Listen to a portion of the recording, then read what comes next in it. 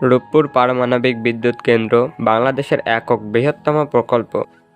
রূপপুর পারমাণবিক বিদ্যুৎ কেন্দ্র নির্মাণে বাজেট ধরা হয়েছে 1,13,000 কোটি টাকা, যেখানে পদ্মা সেতুর বাজেট ছিল 30,000 কোটি টাকা। তাই এটি চালু হলে এটি হবে বাংলাদেশের ইতিহাসে সবচেয়ে ব্যয়বহুল প্রকল্প। রূপপুর পারমাণবিক বিদ্যুৎ কেন্দ্র হচ্ছে 2400 মেগাওয়াট ক্ষমতাসম্পন্ন একটি পারমাণবিক বিদ্যুৎ কেন্দ্র, যা বাংলাদেশের পাবনা জেলার ঈশ্বরদী উপজেলার রূপপুরে অবস্থিত। এর নির্মাণ কাজ শুরু হয় 30 নভেম্বর 2017 সালে। এটি পরিচালনা করবে nuclear power plant Bangladesh limited. বিদ্যুৎ কেন্দ্রটি পদ্মা নদীর তীরে অবস্থিত। এটি বাংলাদেশের প্রথম পারমাণবিক বিদ্যুৎ কেন্দ্র, যার প্রথম ইউনিট 2024 সালে কার্যক্রম শুরু হয়েছে। এই বিদ্যুৎ কেন্দ্রটি রাশিয়ার Rosatom state atomic energy corporation এর সহযোগিতায় নির্মিত হয়।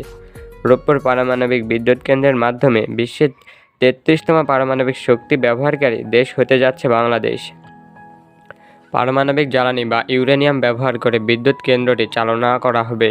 রাশিয়ার প্রেসিডেন্ট ভ্লাদিমির পুতিন জানিয়েছেন, বাংলাদেশের রূপপুর বিদ্যুৎ কেন্দ্রটি পূর্ণাঙ্গ ক্ষমতায় চালু হবে 2026 সালে। বিদ্যুৎ উৎপাদন করার পর এর স্থায়িত্ব হবে 100 বছর।